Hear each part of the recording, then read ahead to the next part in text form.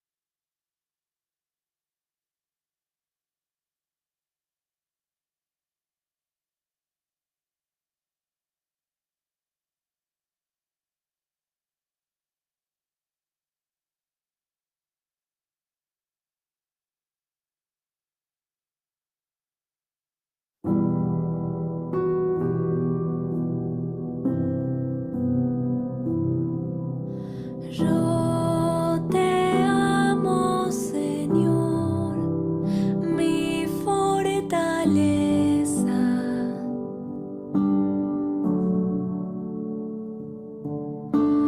Yo te amo, Señor, mi fortaleza.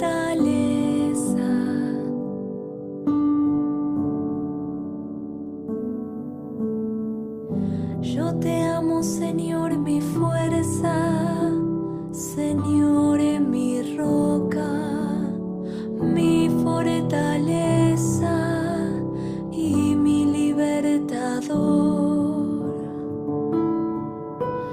Yo te amo, Señor, mi fortaleza.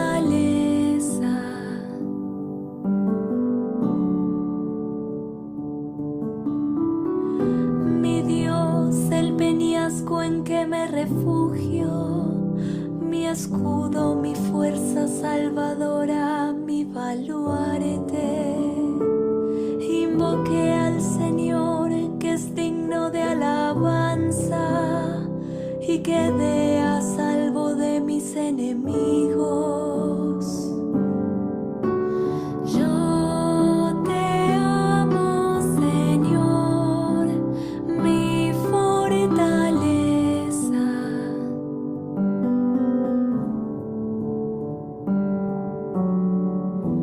Viva el Señor, bendita sea mi roca, glorificado sea el Dios de mi salvación.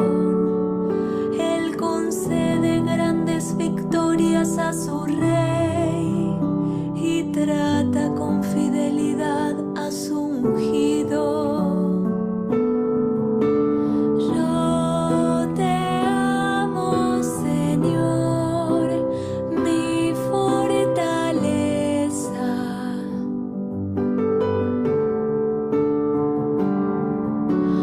Yo te amo, Señor, mi fortaleza.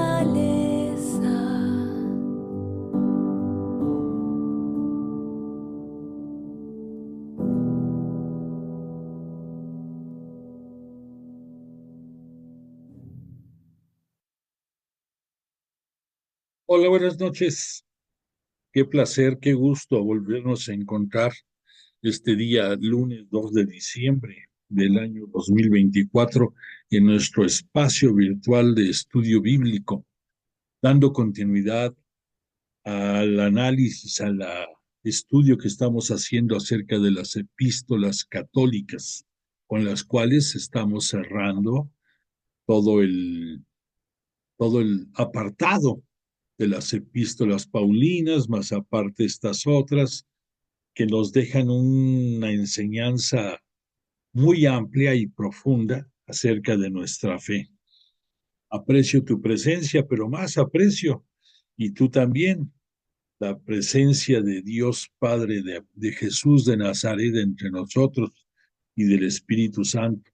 Por lo tanto, te invito a que juntos digamos, en el nombre del Padre, del Hijo y del Espíritu Santo. Amén. Padre nuestro que estás en el cielo, santificado sea tu nombre. Venga a nosotros tu reino, hágase tu voluntad en la tierra como en el cielo. Danos hoy nuestro pan de cada día, perdona nuestras ofensas, como también nosotros perdonamos a los que nos ofenden. No nos dejes caer en la tentación y líbranos del mal. Amén. Gloria al Padre, al Hijo y al Espíritu Santo, como era en el principio, ahora y siempre, por los siglos de los siglos. Amén.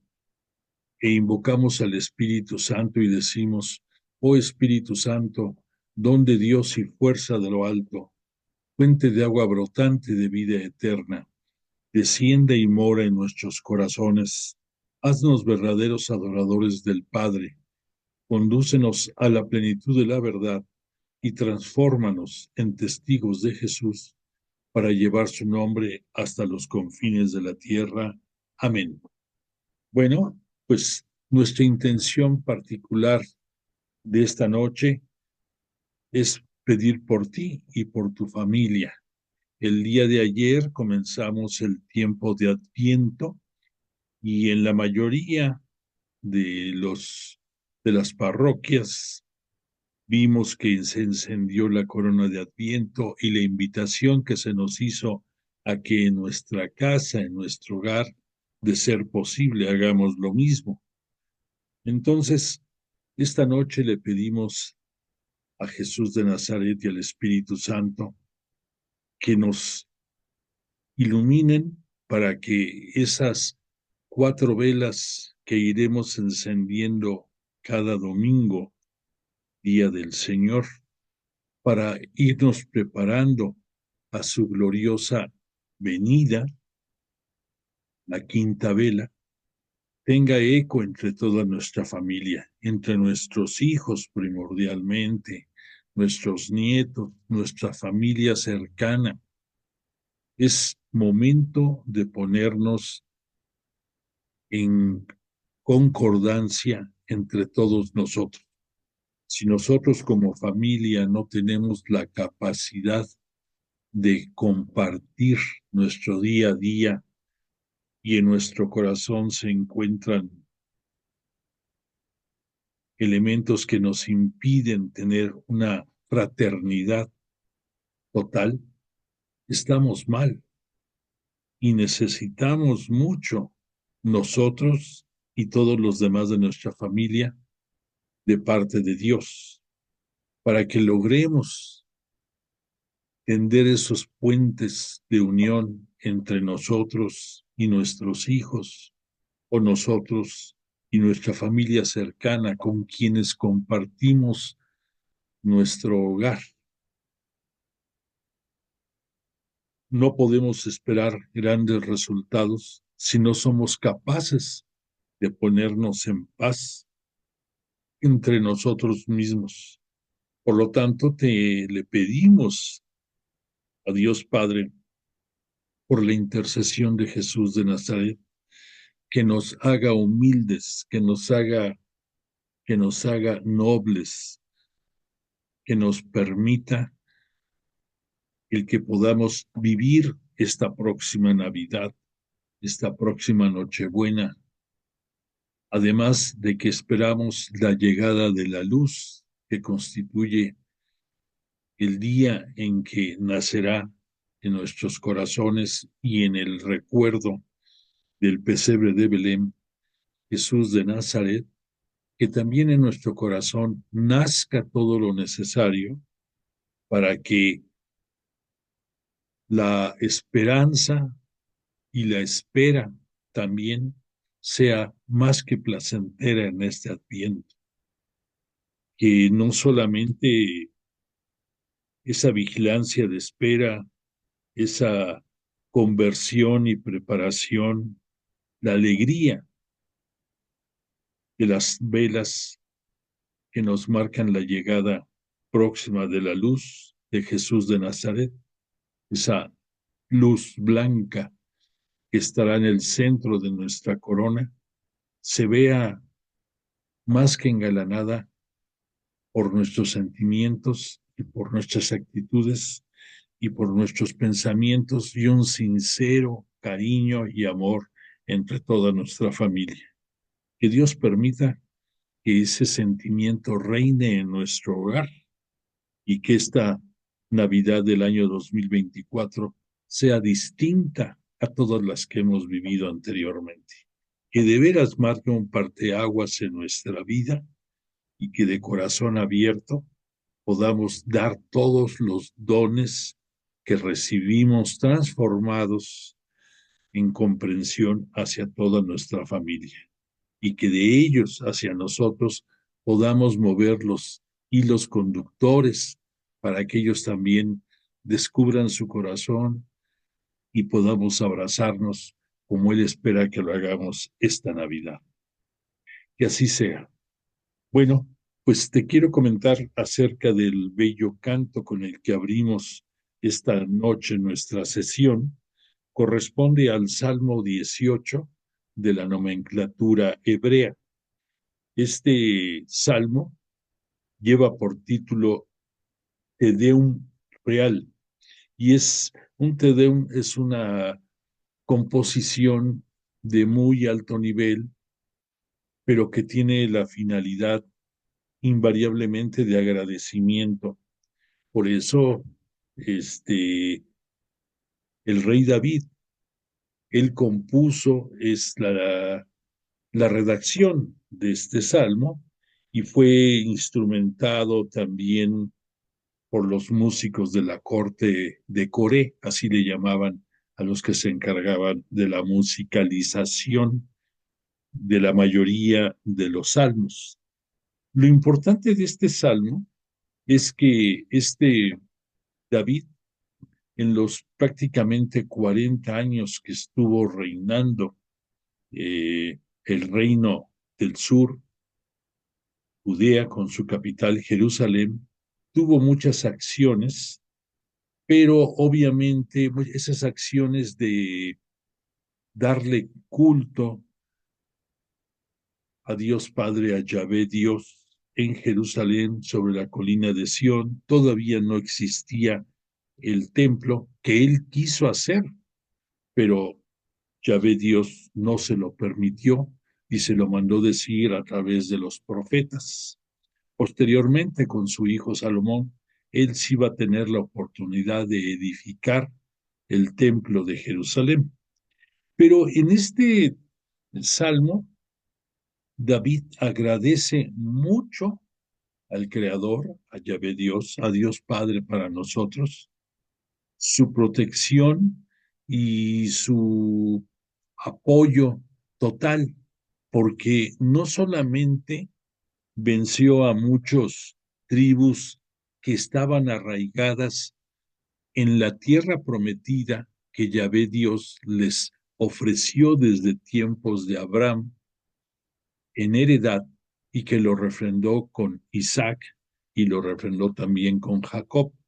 Le va a tocar a Moisés prácticamente 600 años después de liberar al pueblo hebreo del dominio egipcio y de conducirlos por el Éxodo, 40 años en ese desierto, en la península del Sinaí, y ya llegando a la tierra de Moab, a las colinas de Moab, para ser exactos, hasta ahí va a llegar Moisés, porque él no va a poder entrar a la tierra prometida, únicamente lo va a poder ver de lejos. Pero esa tierra prometida estaba llena de dones se le conocía como la tierra que emana leche y miel por la abundancia de todos los frutos, de las cosechas preciosas que tenía de cereales, de árboles de higos, de también muchas plantaciones de olivo, una belleza. Lo que no, lo que no había ahí, pues no era necesario, lo que no hubiera, porque todo lo demás abundaba. Pero en este lugar estaban asentados varias tribus que desde antiguo, desde tiempos atrás, estaban en esa región. Entonces aquí el punto medular es que este David tuvo que enfrentar a arameos, a asmoneos, a, a pesitas, a muchas tribus, muchas, y salió victorioso en estos enfrentamientos. Y todavía lo que es más, había un sentimiento de parte de Saúl, el primer rey de la dinastía de Israel, del reino del sur, que fue depuesto porque Yahvé Dios no estaba a gusto con la forma en que se desempeñaba. Recordemos que la palabra rey significa que estás al servicio de los demás. Y en el caso de Saúl, a pesar de que Yahvé Dios a través del profeta Samuel lo había elegido, por él mismo le va a pedir que sea depuesto y que busque al candidato idóneo, mismo que lo va a encontrar en la familia de Jesé y va a ser el más pequeño de los hijos, ese pequeño hijo que ni siquiera su padre lo tenía presente, y cuando lo ve el profeta, recibe el mensaje divino de que él es el elegido, y entonces lo unge como el nuevo rey del reino de Israel. Todavía no estaba, hago el comentario, todavía en ese momento no estaba fraccionado en reino del norte y reino del sur. Te dije Judea y Jerusalén, que ahora sí que en automático, pero era un solo reino. Y ya hasta que lleguen los nietos de David, hijos de Salomón, se va a dar ese triste episodio de la ruptura y que va a dar como consecuencia el reino del norte con la capital Samaria y el reino del sur con su capital Jerusalén. Entonces, este David compone este Te Deum agradeciendo todos los favores divinos y además el que lo hubiera preservado de ese enemistad tan profunda que el extinto rey Saúl le tenía a este David. David tuvo incluso oportunidad en ciertos momentos, nos comenta la Biblia, de poderle dar muerte a Saúl, pero no lo hizo porque no pensaba que fue el desenlace eh, que Yahvé Dios le pedía. Y entonces respetó su vida, a fin de cuentas, este Saúl va a morir por, nos cuenta la tradición, entre un árbol en donde queda atrapado y ahí muere. En fin, entonces lo importante de este Te Deum es el sincero agradecimiento que David le manifiesta a Yahvé Dios, y esto se da en un extenso salmo que tiene 51 estrofas. Por lo tanto, pues lo que escuchamos nosotros en el cántico es algo nada más extractado y que nos da una idea de del sentimiento del rey David. Cabe aclarar que con David y con todos los vencedores en muchos conflictos, no se dan cuenta la mayoría que no es por su por su preparación militar o por su estrategia o por su logística en el conflicto. La mayoría se pierden en la gloria y creen que por sus habilidades vencen, pero no se dan cuenta que dentro de la historia de la salvación, el autor de todas esas victorias es el propio Dios Padre. Has de decir, ¿cómo? Sí, Dios Padre permite que salgan adelante los, los victoriosos que Él desea. Muchas veces a nuestro juicio humano no entendemos el por qué, pero nosotros no tenemos la sabiduría divina para poder entender sus designios, los designios de Dios. Por otra parte, recordemos que el pueblo de Israel, por decisión divina, se convirtió desde el momento mismo de la firma de la alianza en el Sinaí en el pueblo de la propiedad de Dios. ¿Y por qué lo hizo Dios? Pues porque simple y sencillamente es Dios y Él hace lo que quiere hacer. Además, no pensemos, no pensemos como ya muchos han de haber dicho, pero entonces no era lo correcto, no era lo indicado. No podemos juzgar nosotros las razones que tiene Dios dentro de la historia. Y la historia de la salvación tiene muchos contrastes. Entonces, para que te des una idea, nada más. Posteriormente a estos episodios que te estoy citando, van a venir la invasión asiria sobre el reino del norte y posteriormente va a venir la, el, el desalojo de las principales cabezas pensantes del reino del sur y llevados al exilio a Babilonia. Dos tristes episodios. Pero el día que nos pongamos a estudiar más de fondo estos episodios, nos vamos a dar cuenta que el pueblo había fallado.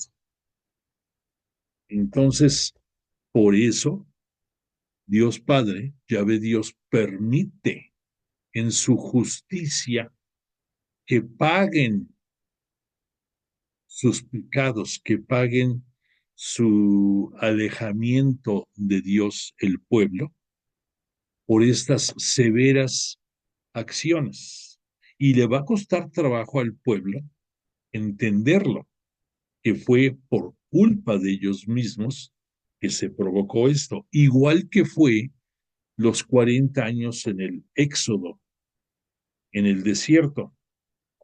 Era lo mismo, el pueblo que le había fallado a Yahvé Dios estuvo a prueba durante esos 40 años, que equivale a una generación, y por lo tanto los que entraron a la tierra prometida fue una cantidad mínima de los que salieron.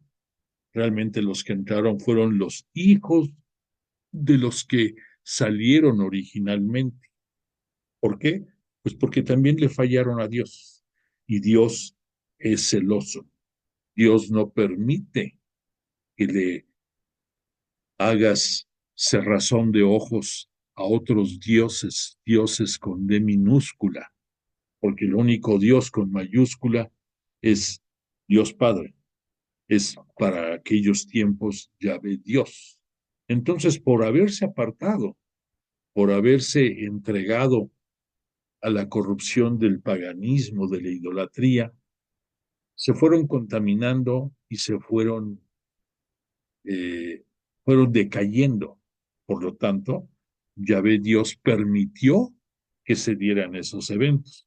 Y una vez después de que el pueblo reconoció sus faltas, se arrepintió de sus pecados, pidió piedad a Yahvé Dios, Él se las concedió.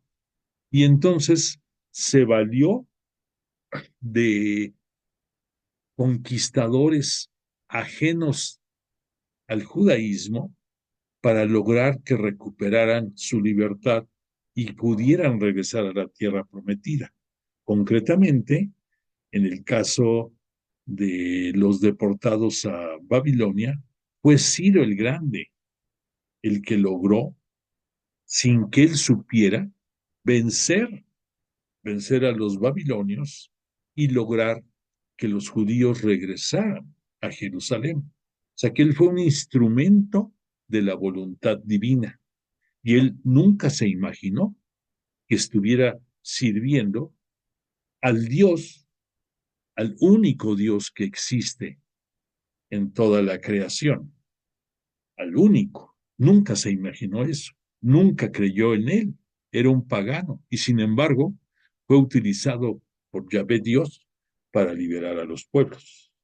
Esto te lo comento porque tristemente para nosotros en la historia de la humanidad, frecuentemente se ven episodios como estos y hay que tener, hay que tener inteligencia, hay que tener don de análisis para ver que muchos de los conflictos que se tienen en la actualidad y que a través del tiempo se han dado, es porque la humanidad se aparta de Dios, es porque nos contaminamos y dejamos de reconocer a Dios como la fuente de la verdad, de la vida, de la creación, y nos entregamos a ser idólatras de muchos valores distintos y totalmente alejados a Dios.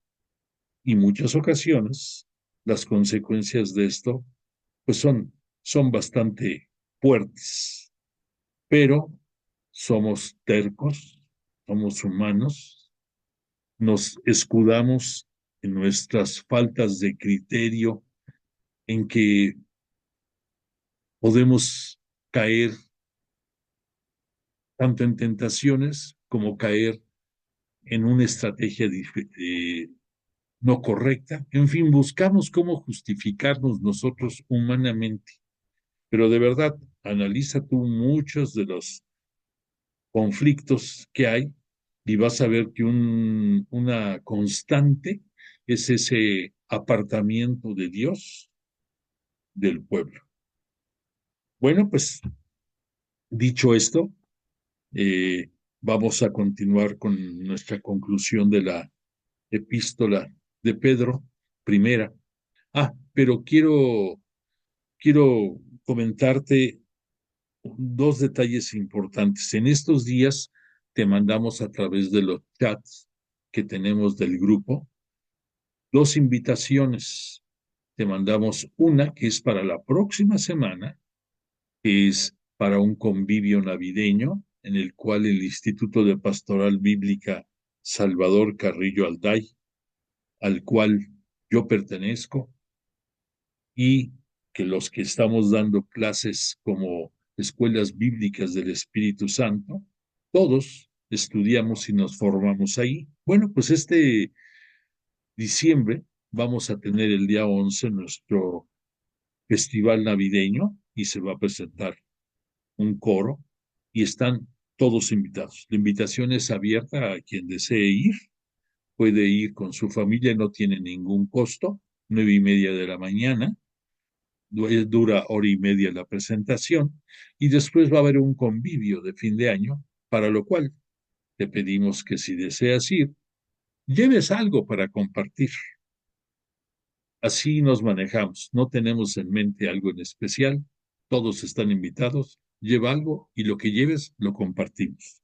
Bueno, luego te doy más detalles de esto, pero el que sí me interesa mucho recalcar es que te mandamos otra invitación para una bellísima ceremonia que se va a dar este miércoles 4 de diciembre, o sea, dentro de 48 horas, en el Seminario Conciliar de México, el mismo que se encuentra en la calle de Moneda, aquí en la delegación, en la alcaldía Tlalpan, muy cerca, como a media calle antes de que termine Moneda y llegues a Insurgentes, ahí está la entrada al Seminario Conciliar. Tiene otra entrada por la calle Guadalupe Victoria, pero por ahí no se entra a esta ceremonia, sino por la calle de Moneda. Y esta ceremonia es, si me permites una palabra, es espectacular y hermosa. No, ya son dos. Te voy a decir por qué. Porque, porque el Seminario Conciliar de México está bajo la advocación de la Santísima Virgen María, la siempre Virgen María, en su, en su advocación de del María, María, este día 8 perdón, este día 8 celebramos a María, pero en su advocación de la encarnación de María Santísima. Y entonces la Sagrada, la Santísima Concepción. Si tú no conoces el Seminario Conciliar de México, debes de ir. Y si lo conoces, también debes de ir. Hay dos sedes, no te vayas a confundir. El seminario, pudiéramos decir, menor, se encuentra en la calle de San Juan de Dios, por Coapa. Pero el seminario mayor, está en la alcaldía Tlalpan. No te vayas a ir al otro, es en Tlalpan. Y la ceremonia se llama acatistos, o lo decimos la mayoría como acatistos. Esta ceremonia es de origen eh, de la iglesia oriental, de la iglesia ortodoxa, y es una ceremonia que el nombre de acatistos es en griego, por supuesto, significa todos de pie o no sentados, es lo mismo. Y entonces, esto es porque toda la ceremonia, en una actitud de reverencia hacia la Madre de Jesús, nuestro Señor, se permanece de pie. Participan todos los seminaristas y los sacerdotes, muchos sacerdotes de parroquias que van a darle más realce a esta ceremonia. Y luego tú vas a, es común que veas ahí en la ceremonia 20, 25 sacerdotes en en esta bella oración. ¿De qué trata el acatistos? El acatistos es una alabanza, como dijeran los ortodoxos, a la Teotokos. Teotokos significa la madre de Dios en griego. Y entonces en este cántico, porque es cantado con una primera voz y coros que le acompañan, y todos participando, se distribuyen los libretos para que puedas ir tú siguiendo el orden de la ceremonia bellísima. Y entonces tiene dos aspectos.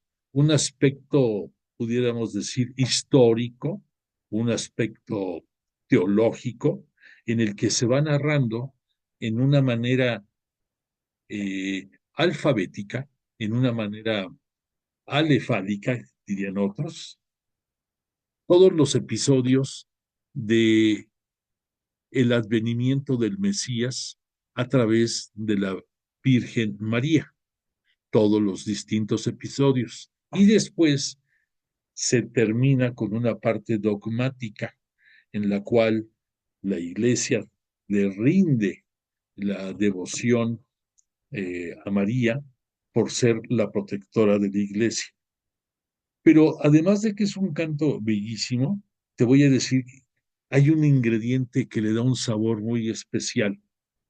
La palabra catistos, ya te dije qué significa, pero la traducción al castellano correcta sería alégrate. Entonces, ha sido el único lugar en que yo he asistido aquí en México en que se respeta esta tradición de cantar y decir alégrate. En muchas interpretaciones que se hacen en Roma y en 20.000 partes, se utilizan términos como aleluya, como bendita, en fin, que no le resta importancia, pero es hermoso escuchar tú la traducción original, que la palabra correcta es alégrate. Entonces, es la narrativa y esa palabra de alégrate marca una diferencia abismal con cualquier otro acatistos que tú hayas podido escuchar, oír. Entonces, la entrada es gratuita, es a las 7 de la noche de este día miércoles en el Seminario Mayor de Tlalpan. Si tienes oportunidad, ve, no te vas a arrepentir. Es hermoso, hermoso. Entonces, te recalco mucho esto porque faltan 48 horas para que se dé este evento y vale mucho la pena. Bueno, pues dicho todo lo anterior, vamos a acabar de ver sobre las epístolas católicas, y aquí ya vimos las cuatro distintos autores que hay, recordemos, Judas, Juan, Pedro y Santiago, y tenemos aquí el, la lámina en la que hemos estado viendo el desarrollo de la primera epístola. Te recuerdo que esta primera y también la segunda epístola van a ser escritas por Pedro, la cabeza de la iglesia, por disposición divina de Jesús de Nazaret. Él fue el que le encomendó ser la piedra angular, esa piedra de sostén de la iglesia, y este Pedro se encuentra en la etapa final de su vida, se encuentra de hecho en Roma, a ese lugar, a esa ciudad a la que había ido para darles, para infundirles fe y para infundirles fortaleza a todos los cristianos católicos arraigados en la ciudad de Roma, que estaban en un difícil momento por las persecuciones del imperio, y era Nerón, el emperador, que estaba ensañado en contra de ellos y que les atribuyó indebidamente que el incendio de Roma, que según la historia probablemente eh, fue bajo la autoría del propio Nerón que se dio, acusó a los cristianos católicos de haber sido los autores de esta desgracia de la ciudad, y con más saña los persiguió, y con más saña muchos murieron en el Coliseo romano y de distintas maneras. Pedro incluso va a ser uno más de las víctimas, que él va a morir crucificado, bien, aproximadamente entre el año 64 y el 67. Entonces, debemos de entender que una de las razones fundamentales de Pedro en el escrito de estas dos epístolas, esta primera y la que vamos a ver la segunda también, es su necesidad de dar, de dejar como si fuera un testamento instrucciones para todos los nuevos integrantes de la iglesia, fundamentalmente para tener cuidado en contra del paganismo y en contra de la influencia judaizante que quería destruir la comunidad cristiana católica. Y que este Pedro se abraza, se acomoda mucho en darnos, en resaltar la importancia de ser fieles a la palabra, de ser fieles a los valores que de Cristo ya glorificado conocimos. Recordemos que Cristo es hasta que después de que resucita y asciende al cielo, recibe ese título ya de Mesías, de Cristo, de Salvador de parte de su Padre, de Dios Padre.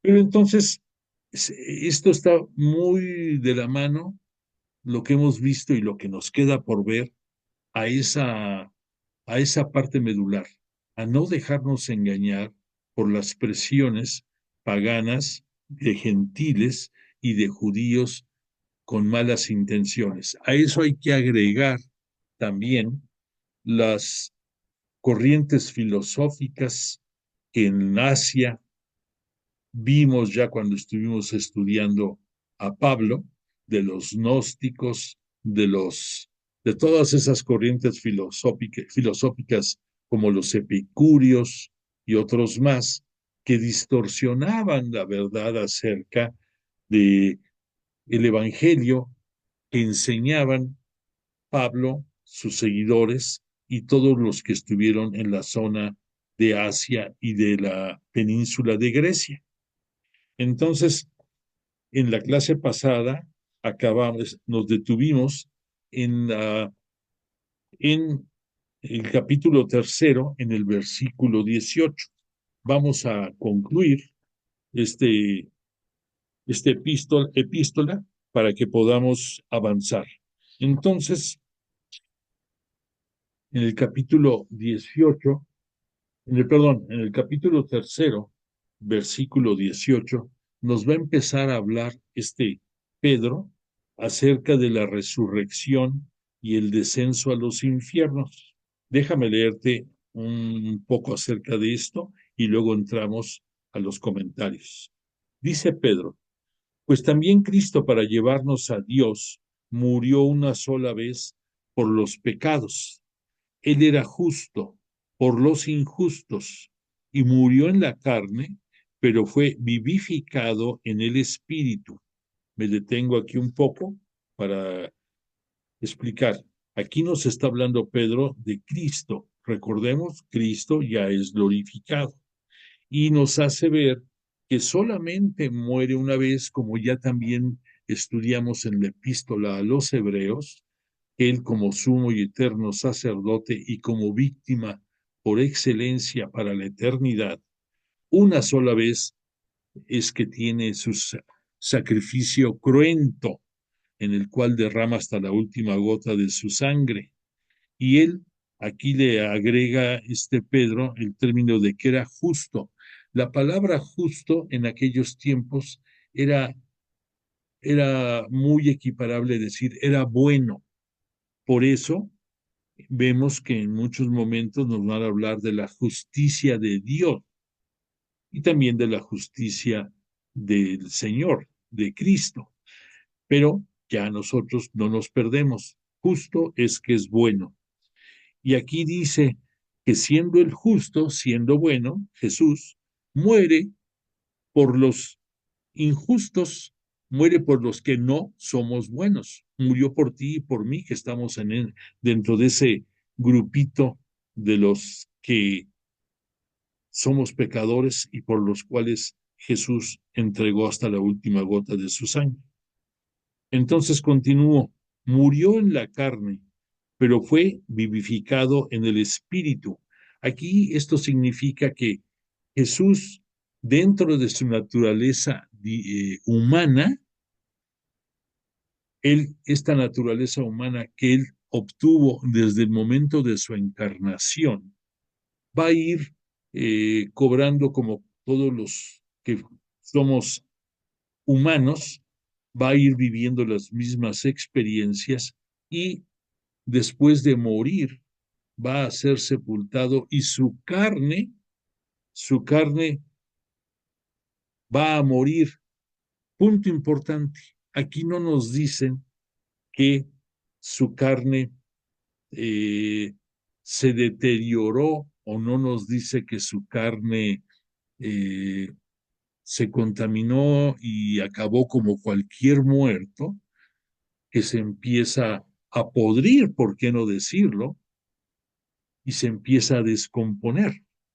En el caso de Jesús, aquí no nos lo cita por una razón, porque no olvides que Jesús, además de seguir teniendo su naturaleza humana, su divinidad humana, y que por esa divinidad humana va a llegar a los cielos y es, junto con María, los únicos dos humanos que en cuerpo y alma y en espíritu, en todo, están en el cielo.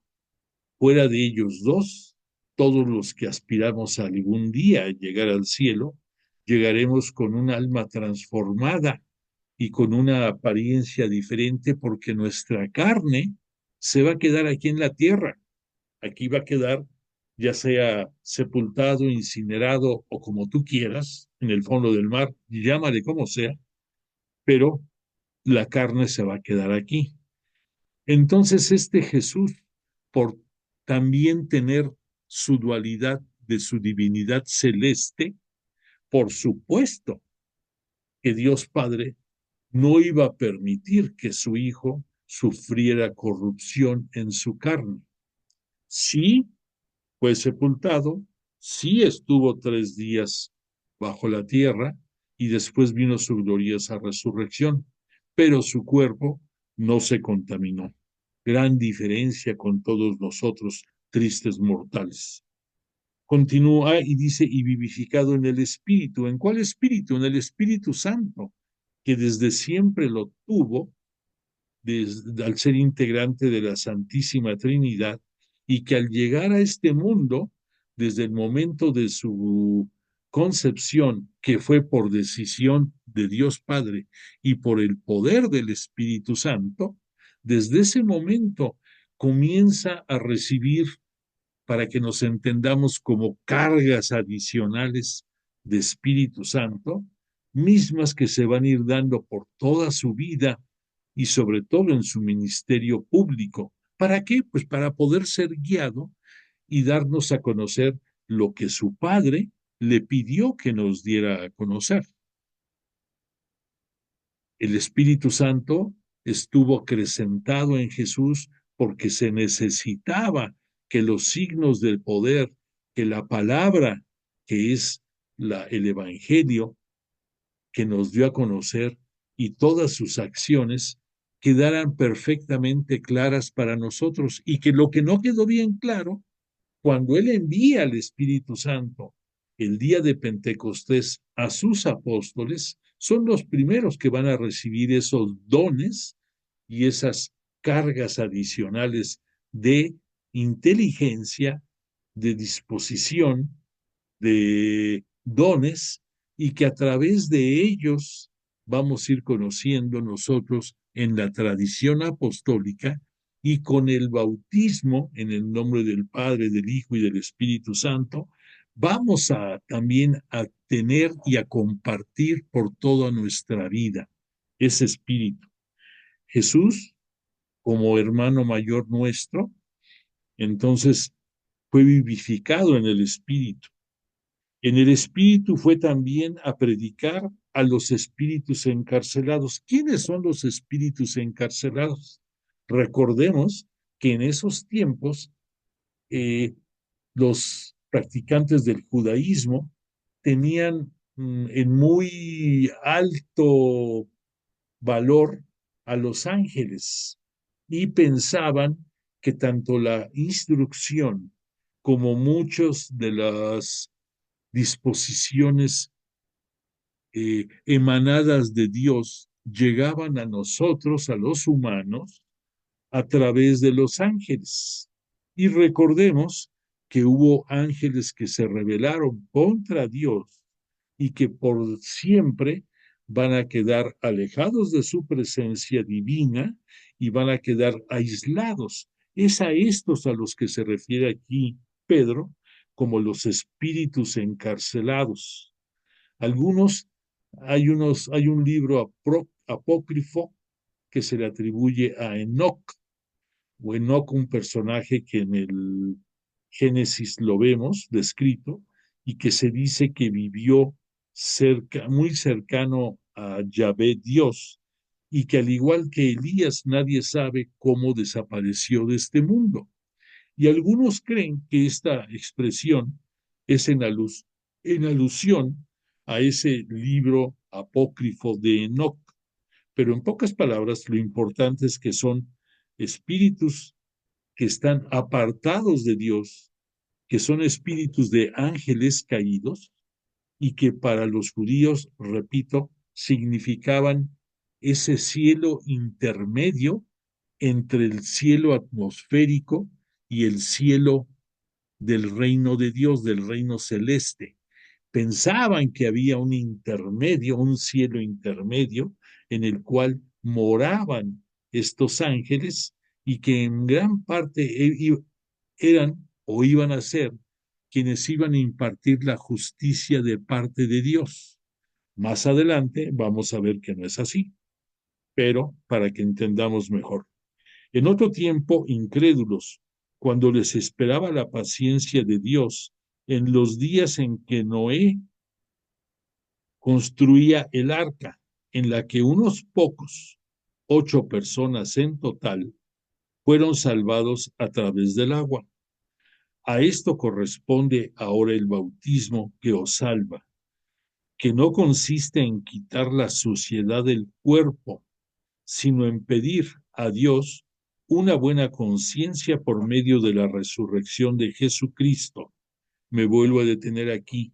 Este episodio de Noé y del arca viene a refrendar lo que te dije en la entrada de esta sesión, en el que por la corrupción que la humanidad va va almacenando, llega a un punto en que es insostenible. Y por esa razón no solamente se dio el diluvio universal, por esa misma razón Sodoma y Gomorra desaparecieron del mapa. Por esa misma razón muchos episodios dolorosos y tristes se dieron porque Dios no lo manda, Dios no nos castiga, pero sí lo permite.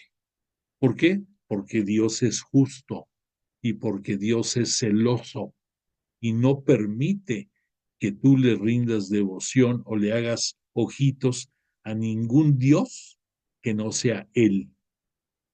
Y esto entiéndelo también no solamente como los idolitos de madera, de piedra o de oro, no importa, sino también muchas costumbres y muchos valores que los hacemos nosotros tristemente, de los que nos hacemos dependientes y nos hacemos esclavos.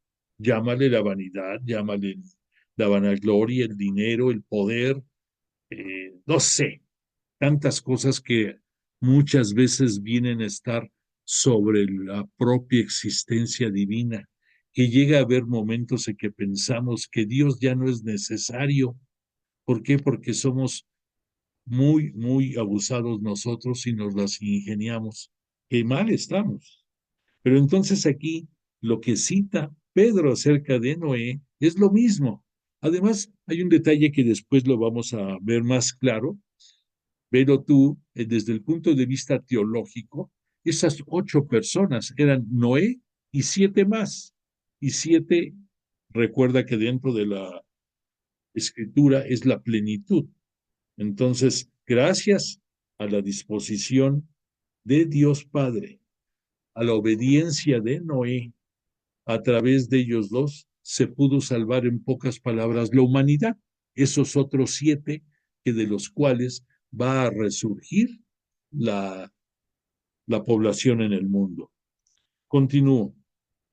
Entonces, Dios dice, una buena conciencia por medio de la resurrección de Jesucristo. Entonces, Pedro está al pendiente de decirnos que toda la sabiduría de Dios a través de la resurrección de Jesús la tenemos. ¿Y por qué razón se remite a la resurrección de Jesús? Porque si no se hubiera dado la resurrección, no se hubiera dado la glorificación de Jesús y por lo tanto no se hubiera constituido en el Mesías esperado, en el Señor de todo el cosmos, y entonces sería vana nuestra fe. Por lo tanto, aquí la resalta Pedro, el que por la resurrección de Jesucristo conocemos, seguimos conociendo a Dios Padre a través de él. Dice, el que se fue al cielo está a la diestra de Dios, lo que ya sabemos, es el heredero, está a la derecha de Dios Padre y es ahora el Rey del universo. Y allí le están sometidos los ángeles, las dominaciones y las potestades. Esto va de la mano de lo que decíamos de esos espíritus encarcelados. Los ángeles, las dominaciones y las potestades son tres de las denominaciones de las 9 que se conocen de la angelología, y que los ángeles son mensajeros de Dios. Es cierto que los ángeles están para el servicio de Dios, sí, sobre todo en su categoría de arcángeles, lo que es Miguel, Rafael, Gabriel, ellos. Entonces, pero que hay muchas potestades y denominaciones que no tienen estas características, y algunas se contaminaron por haberse rebelado en contra de Dios, y todos, absolutamente todos, están bajo la potestad divina, o sea, no hay nadie que puede estar, para que nos entendamos, arriba de Dios. Y con la resurrección de Cristo, tampoco pueden estar arriba de Jesús. Están para servirle, y los que no están para servirle están alejados de él, están condenados, y así seguirán por toda la eternidad. Bueno, después Pedro, en su capítulo 4, nos invita a romper con el pecado. Dice, ya que Cristo padeció en la carne, haced vuestra esta misma idea, que quien padece en la carne ha roto con el pecado. Así el tiempo que le quede en la carne podrá vivirlo conforme a la voluntad de Dios, no según las pasiones humanas. Ya es suficiente el tiempo que habéis pasado obrando conforme al sentir de los gentiles, viviendo en desenfrenos, liviandades, crápulas. Crápulas quiere decir libertinaje, orgías, embriagueces y en culto ilícito a los ídolos. A este propósito, se extrañan de que no compartáis su carrera hacia este libertinaje desbordado, y prorrumpan en injuria, pero darán cuenta a quien esté pronto para juzgar a vivos y muertos. Por eso, hasta los muertos se ha anunciado la buena nueva, para que condenados en la carne, según los hombres, vivan en espíritu según Dios. Comentamos al respecto de esto. Aquí Pedro nos está hablando de la carne como nuestra tendencia, nuestra proclividad a cometer pecado. Por eso este término, el pecado es de la carne. Invariablemente no vas a decir, mi espíritu pecó. No, lo que relacionamos es, yo, persona física, pequé, y esto lo hice mediante cometer, faltar al decálogo, tener malos pensamientos, tener pecados de omisión. Ya conocimos eso ya cuando Jesús vino a este mundo, que no solamente lo que hacemos en contra del decálogo, sino lo que no hacemos de bueno pudiéndolo hacer. O sea, eso es la omisión, que teniendo tu capacidad para poder hacer cosas buenas, no las hagas. Y después aquí cuando dice Pedro que hasta los muertos se les ha anunciado la buena nueva, no pensemos en los muertos que ya partieron de este mundo.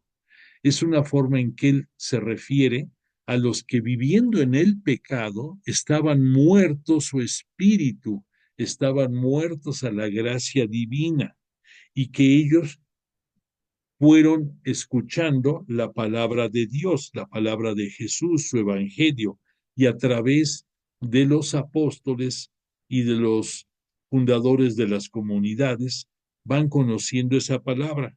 A eso se refiere a muertos, las personas que por ser paganos, gentiles, por ser agnósticos, por ser lo que tú quieras, no conocían la palabra de Dios hasta que se les dio el conocimiento del Evangelio. Por lo tanto, dice, la espera de los últimos tiempos El fin de todas las cosas está cercano. Sed pues sensatos y daos con seriedad a la oración. Ante todo, amaos profundamente unos a otros, pues el amor cubre multitud de pecados. Ser hospitalarios unos con otros, sin murmurar, que cada cual ponga al servicio de los demás los dones que haya recibido, como buenos administradores de las diversas gracias de Dios. Si alguno habla, que sean palabras de Dios. Si alguno presta un servicio, hágala en virtud del poder recibido de Dios. Así Dios será glorificado, todo por Jesucristo, a quien corresponde la gloria y el poder por los siglos de los siglos. Amén. Te comento, uno de los puntos que para Pedro, y al igual para otros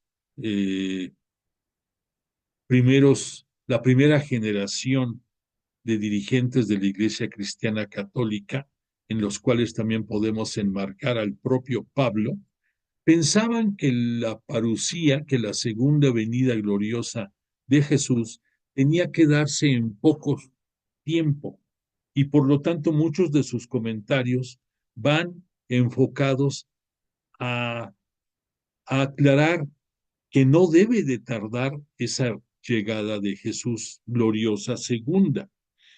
Por eso dice, por eso dice aquí, el fin de todas las cosas está cercano.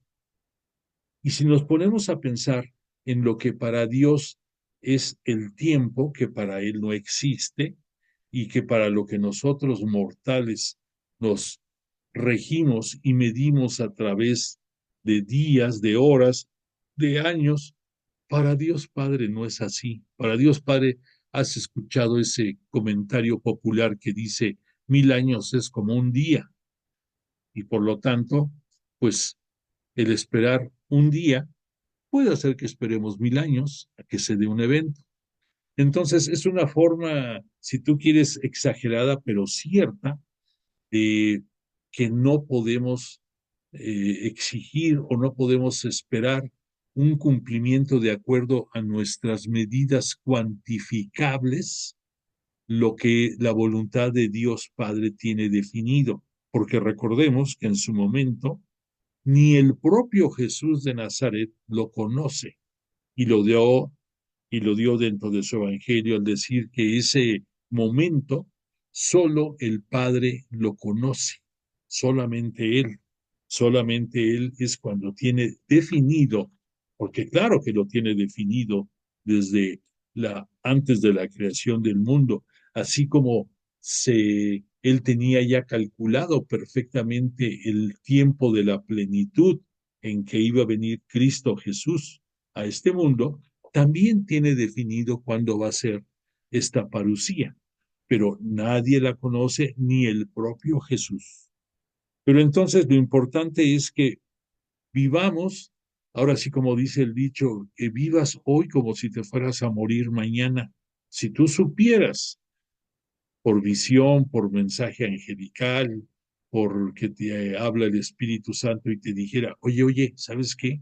Mañana vas a entregar los tenis, mañana vas a desaparecer de este mundo. Uy, ¿qué no harías?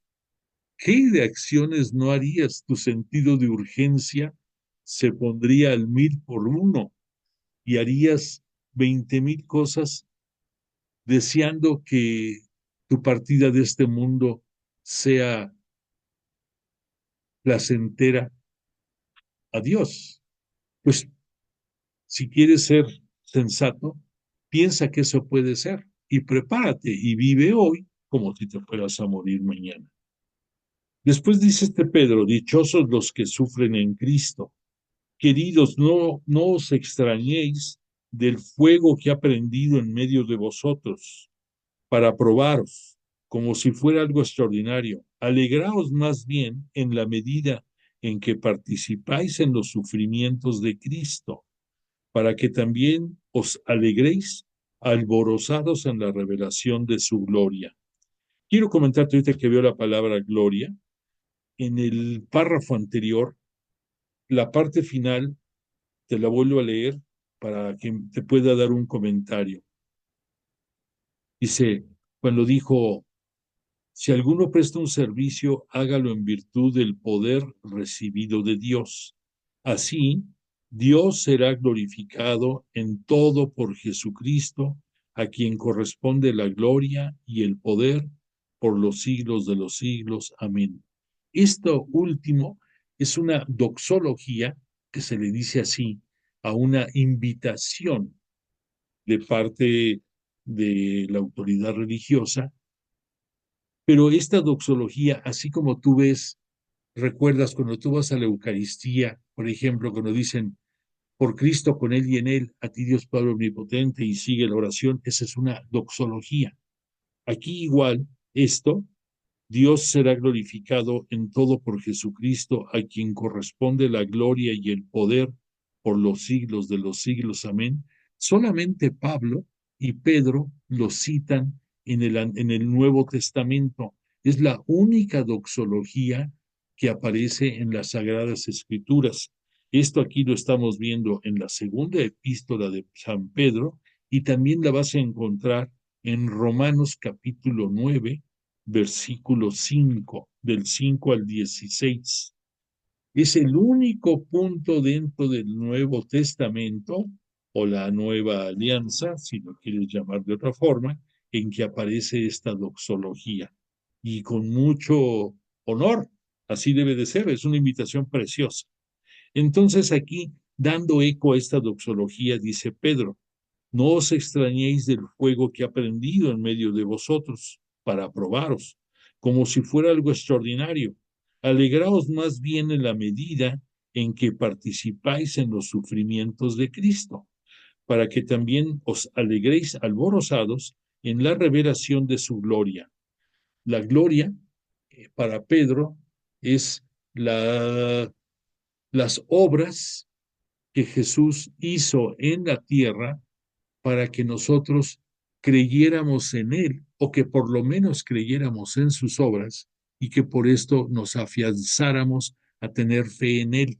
A eso se refiere para Pedro la gloria en Jesús.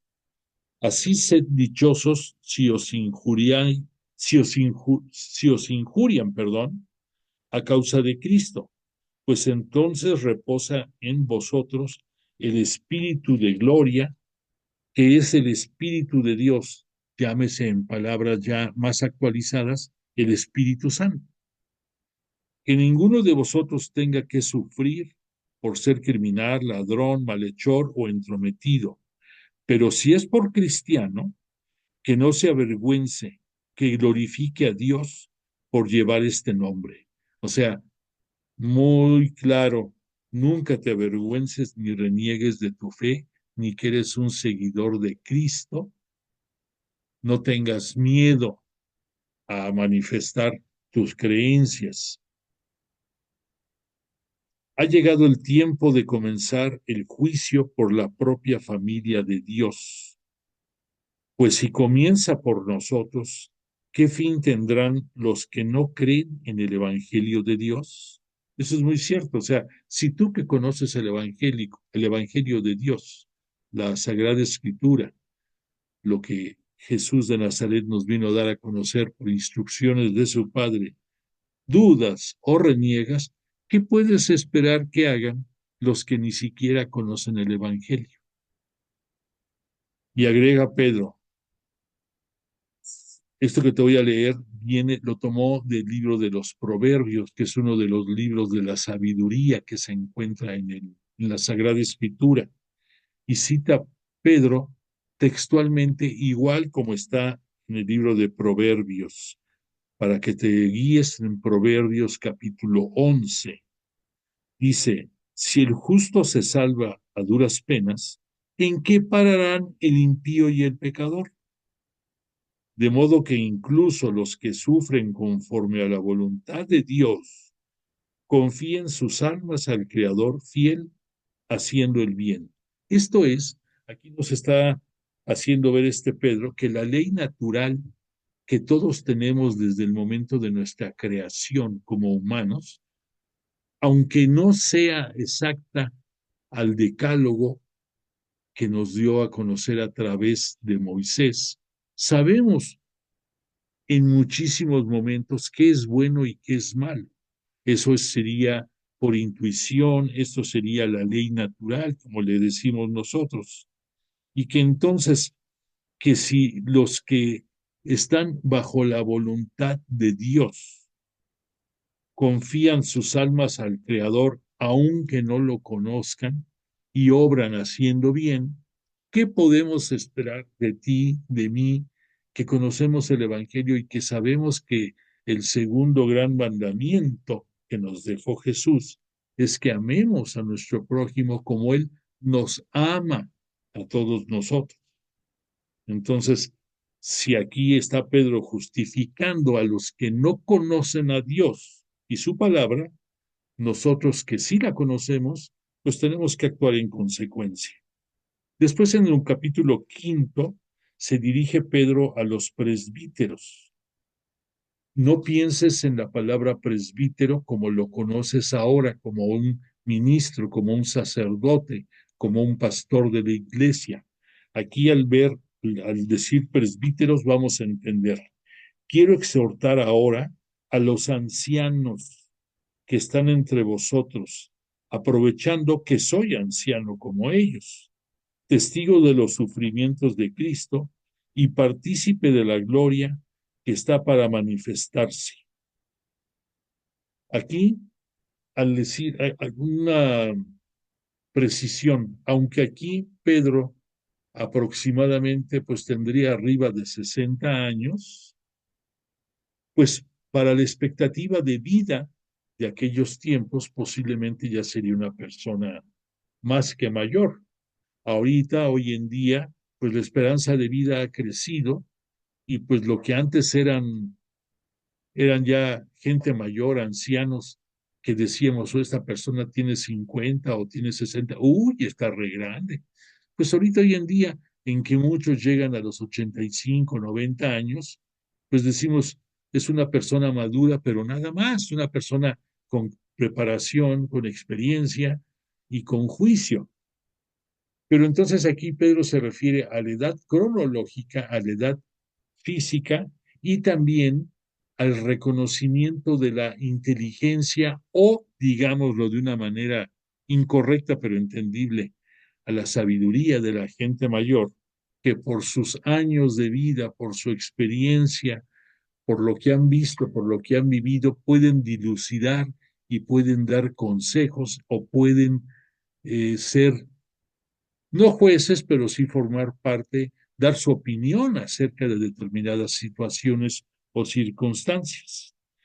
Entonces aquí, por eso Pedro considera a estos ancianos, entre comillas, como presbíteros. No estaba definido todavía correctamente qué iban a ser los obispos, los presbíteros y los diáconos, aunque los diáconos se tenía definido su función de servicio y los obispos prácticamente se encargaban de aspectos pues de control o de seguimiento dentro de las comunidades. Pero en los presbíteros había quienes se dedicaban a la enseñanza, había quienes se dedicaban a ir dándole forma a la liturgia, y dentro de los episcopos o obispos se encargaban más bien de, repito, como de supervisar el correcto avance de la comunidad. Entonces dice Pedro, apacentad la grey de Dios que os está encomendada, vigilando, no forzados, sino voluntariamente según Dios, y no lo hagáis por mezquino afán de ganancia, sino de corazón. Importante, aquí ves, y hemos estado viendo ya en todo lo que es el Nuevo Testamento o la Nueva Alianza, que en todos los escritos se menciona a Dios, ya no se menciona a Yahvé. Nosotros lo sacamos a colusión, a relación muchas veces para entender mejor cómo lo veían los judíos o los gentiles. En esos gentiles entraban los simpatizantes de los judíos también.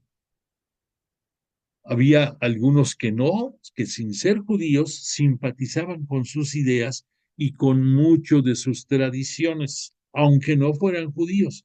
A esos, a esos muchos eran gentiles y ya los paganos, pues ahí sí, eran idólatras o eran sin conocimiento religioso alguno. No tiranizando a los que os ha tocado cuidar, sino siendo modelos de la grey de la comunidad.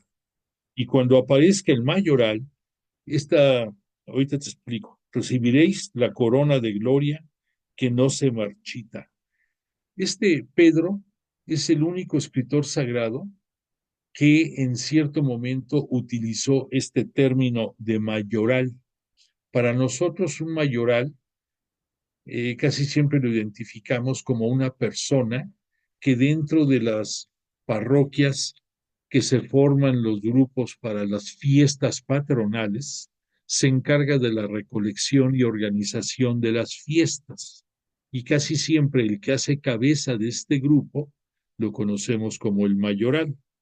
Desde otro punto de vista, desde el punto de vista, pudiéramos decir, campirano, el mayoral se le conocía como la persona que controlaba a a los vaqueros y a todos los que manejaban un rancho o una hacienda.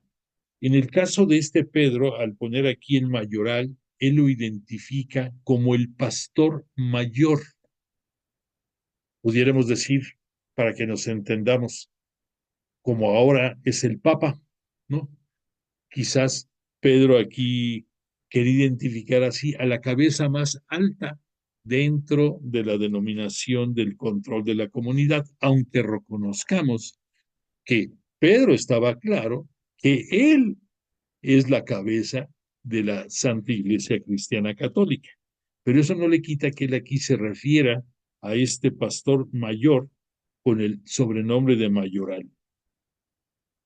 Y después se refiere al otro apartado, Pedro, a los fieles. Dice, de igual manera, jóvenes, aquí ya se va a los jóvenes, pues sí, los de corta edad, sed sumisos a los ancianos, o sea, déjense guiar y revestíos todos de humildad en vuestras mutuas relaciones, pues Dios resiste a los soberbios y da su gracia a los humildes. Esto último que te acabo de leer también se encuentra en el libro de los Proverbios, en el capítulo 3. Ese libro de Proverbios, ya te cité, son 5 libros que dentro de la Sagrada Escritura están en el apartado de sabiduría y son el libro de Job, el libro de Proverbios, el Eclesiastés, el Eclesiástico y también los Proverbios. Y todos el contenido es de muchos consejos, de fábulas, de narraciones que te invitan a elevar tu conocimiento y acrecentar tu espíritu para tomar mejores decisiones en la vida. Es bellísimo. Si tú puedes, algún día ponte a leer ese libro de Proverbios. Entonces, repito lo que copió Pedro del libro de Proverbios. Dios resiste a los soberbios y da su gracia a los humildes. Continúo. Humillaos, pues bajo la poderosa mano de Dios, para que, llegada la ocasión, os ensalce. O sea, que llegado el momento, te apapache, sí, te felicite, que te haga sentirte contento y grato de que has hecho algo bueno por él. Y dice también, siguiendo el Evangelio, bueno, no siguiendo, porque cuando Pedro escribió esto todavía no salía a la luz el Evangelio de Mateo. Más bien, este Mateo, lo que te voy a leer ahorita, lo copia de la epístola de Pedro y la pone Mateo en su Evangelio. En el capítulo 6, te voy a decir qué es lo que va a poner Mateo. Confiad de todas vuestras preocupaciones a Dios, pues Él cuida de vosotros. Sed sobrios y velad. Vuestro adversario, el diablo, ronda como león rugiente buscando a quien devorar. Resistidle firmes en la fe, sabiendo que vuestros hermanos que están en el mundo soportan los mismos sufrimientos.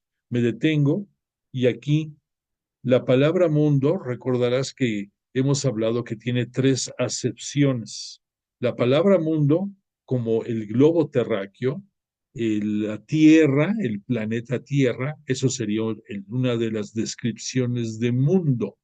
Otra de las descripciones de mundo vendría siendo el lugar en donde el tentador, el demonio, nos incita y nos conduce a pecar.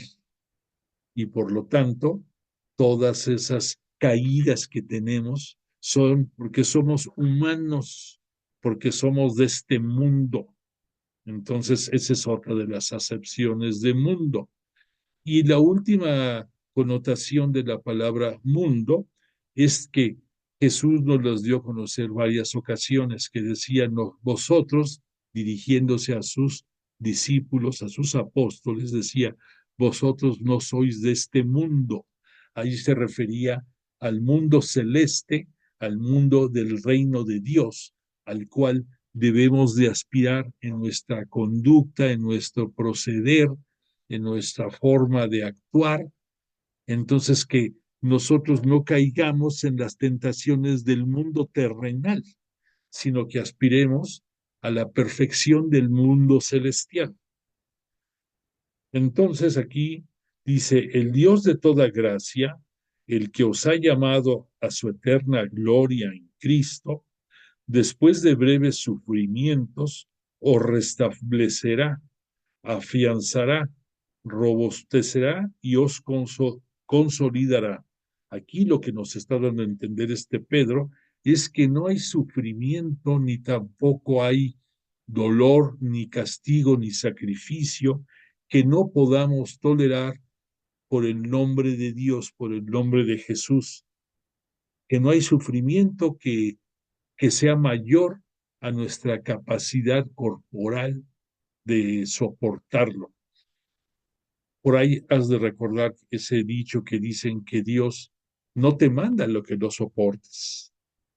Y es cierto, o sea, es cierto. Entonces, por mucho que tú sufras, Dios te dio dentro de los dones la capacidad de resistencia, de resiliencia, de volver a, a recobrar tu forma, tu alegría, tu tranquilidad y tu paz.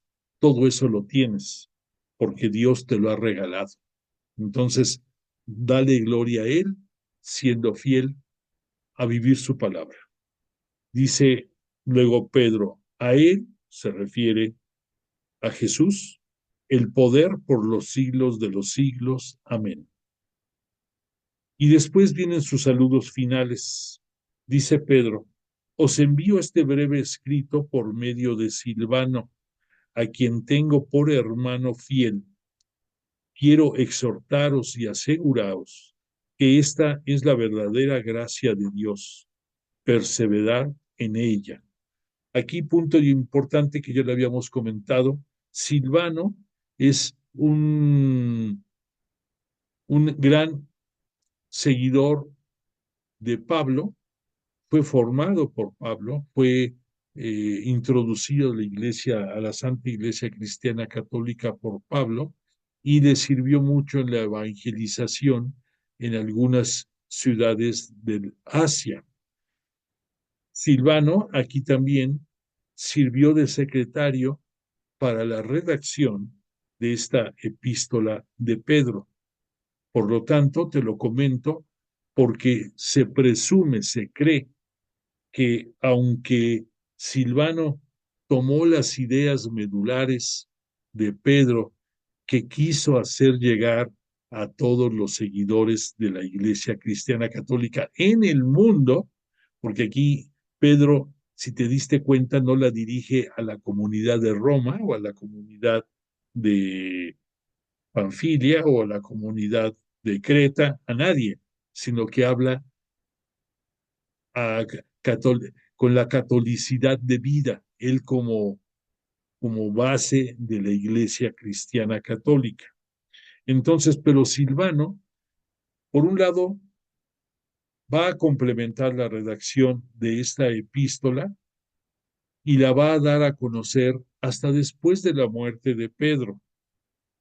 Va a respetar el contenido de la misma, pero lo va, pudiéramos decir, a engrandecer, a puntualizar ciertas ideas, y no es difícil que por la formación que tiene de Pablo se vea traslucir en algunos momentos de la epístola ideas paulinas. No se están contradiciendo y tiene una connotación diferente, porque este Pablo, no podemos olvidar que tenía una formación académica muy fuerte, que tenía un conocimiento religioso del judaísmo muy profundo, que simpatizaba de las ideas fariseas y que siempre se estuvo preparando mucho, al grado de que tuvo enfrentamientos con algunos de los seguidores de la filosofía platónica y otros más en la provincia de Asia.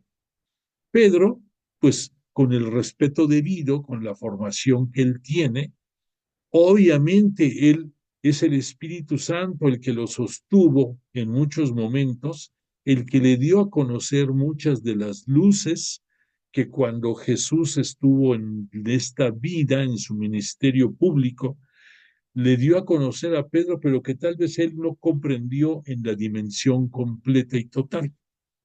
Por esa razón, esos vasos comunicantes entre algunas ideas entre Pablo y Pedro.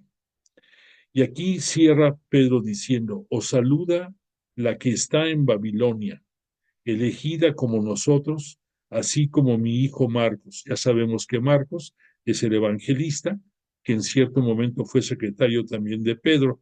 Y al poner aquí, os saluda la que está en Babilonia, no pensemos en la ciudad de Babilonia. Aquí Pedro se está refiriendo a este término a los habitantes de Roma, comparando a Roma con la Babilonia pagana que había más allá de la península de Siria, esa gran nación que en tiempos pasados tuvo mucho esplendor y que después, por su idolatría y paganismo, contaminó muchísimo a todo el pueblo judío y que fue el que, el que los llevó al destierro y que los hizo sufrir mucho, podemos decir ya conociendo nosotros, porque se apartaron de Dios. Entonces, por eso dice aquí Babilonia, saludaos unos a otros con el beso de amor. Recordemos que era costumbre entre los cristianos de estas primeras generaciones saludarse de beso, beso en la mejilla, un beso, le decían un beso santo, un beso de amor, que es una práctica que no en todas partes seguimos teniendo, pero que no tiene ninguna otra, no tiene ninguna otra malinterpretación que pudieran pensar muchos. Simple y sencillamente es demostrar con un gesto el amor que tienes por un hermano.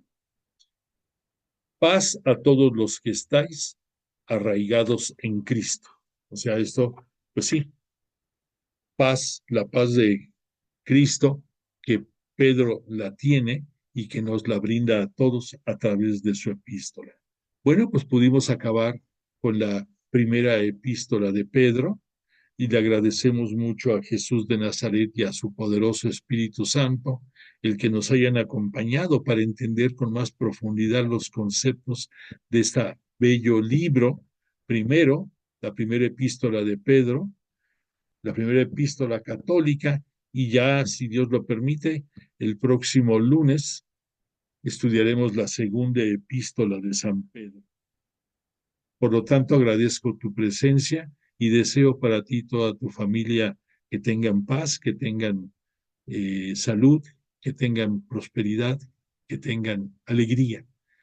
Y pues si Dios lo permite, nos veremos aquí dentro de 8 días y te pongo la canción de cierre y te ruego no olvides de dar constancia de tu presencia.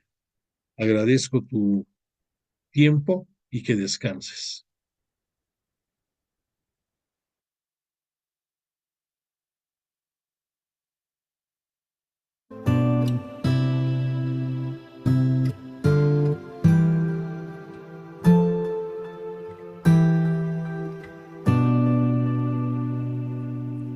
Desde el desierto suena una voz que llama a la conversión.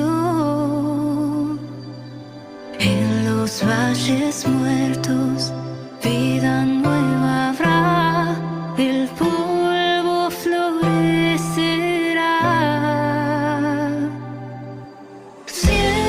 Siempre a mi lado tú estás. Si caigo, me levantarás. Confío y espero, mi fuerza es la oración. Descanso en tu corazón.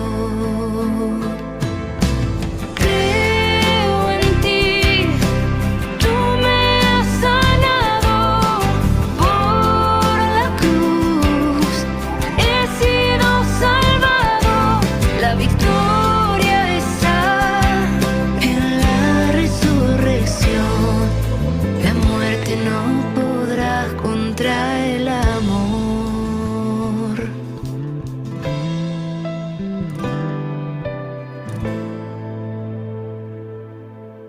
Desde las montañas se asoma el sol que alumbra con su esplendor.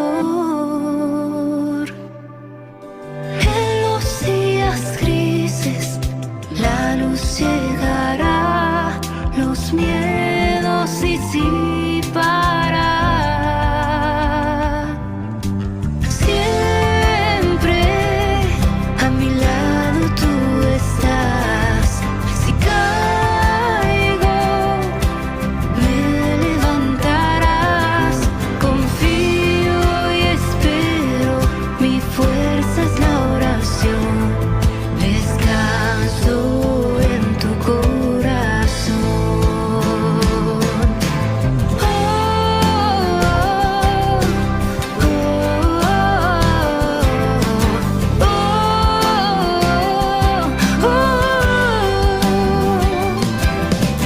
oh,